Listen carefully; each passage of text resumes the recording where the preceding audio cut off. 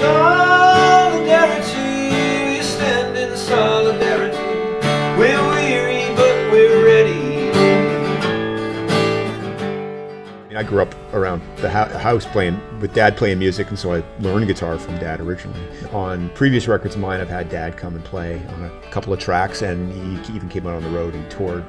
But having said that, I think the clock was ticking for us to make a record together, and because we've done shows together, and there's sort of a guitar. Sometimes people would say you should make a record together. Yeah, I mean, yeah, exactly. It was partly through suggestion, and then also through the fact that there's kind of a guitar style that's developed between the way we play together. I mean, I learned a lot of early guitar from Dad, but also much of your influences, like the English folk stuff. I found these tapes of like Dad singing all these original songs that he had, and as a teenager I would listen to them. And so when we were making this record, I went back to a few of those tapes. I was like, well, you know, and there was, and said, what about this song? Why don't we do this one? You know, what about this one? And like, you know, why don't we sand the edges off that?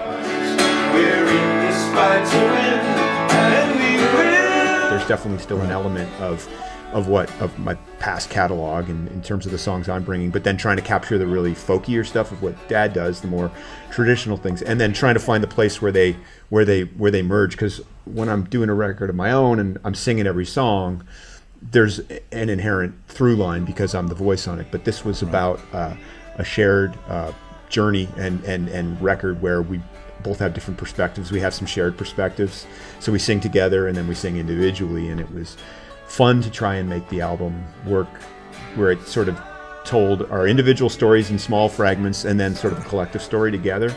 And that to me was the fun of it, and also the challenge. It was not as easy as I'd anticipated it.